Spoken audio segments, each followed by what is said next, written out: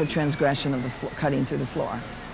No theater will let you cut their floor. I've asked several times. They don't let you. I've got a chainsaw. Can I cut your floor? So the fact that you did that and got that all together, and the fact that every time you went down, it would probably be different, and there'd probably be an infinite number of ways, not quite, but almost, that you could get from up to down, or from down to up. And directionally, it was interesting. Do you feel like it confuses where you are in space, like as a non-mover watching the movers? Do you feel like you all of a sudden get transformed in terms of your where, the where of you? I think in this piece right here, the inner two piece, I almost fell down when I was downstairs. I was watching the thing and moving around, and then at one point, somebody bumped into me, and I thought I had actually grabbed onto them for support. I was transferring what I was doing onto what I was seeing another dancer do. Cool. Well, I think that that would definitely be a physical experience for the person, the practitioner, doing it. Whether I think that it's something that's a watchable thing is another question. Just very similar to contact improv. And definitely deeply experiential for the person doing it. But someone watching it, it's a doing thing, you know, a watching thing.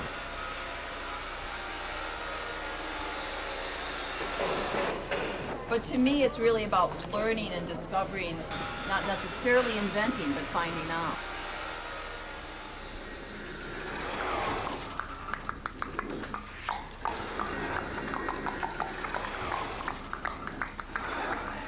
These bungees, fairly big range of what you can do. And I don't know what, it's sort of like you start experimenting.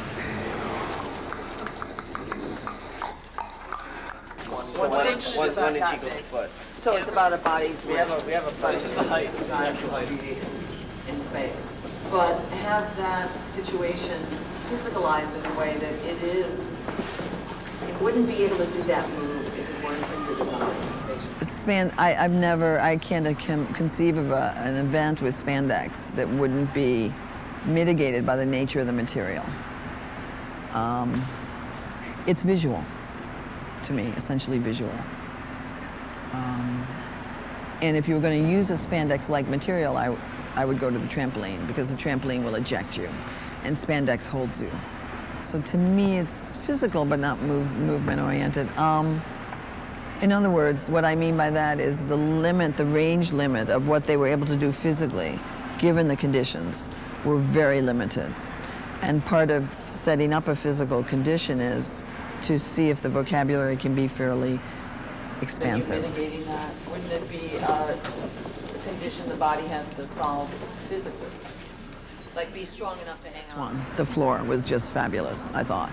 Because, and yet what happened there is people built these boards underneath so it wouldn't happen. And immediately cut out the possibility for the move. And then what this can also do is create a falsified image of the dancer, whereby we can use light or projection to possibly cast shadows up against our screens, and have the dancer interact with those shadows as they move through their dance. And the long table had some with the video, and I almost think because movement is a digitalized event, it's not an analog information system, that's why I've added video here, because there's no way to get the full action picture if you're seeing something frontally, which in my economy, mostly you are, so far.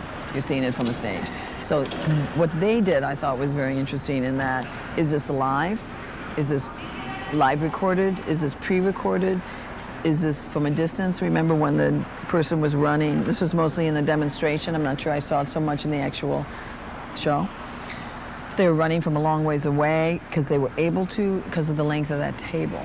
So the horizontality of that was pretty interesting. I thought that they had, you know, poked on some interesting physical phenomenons, like distance, like is it real, is it not real? I mean, is it live now or live earlier? And all those things mixed up create, you know, an intellectual fascination.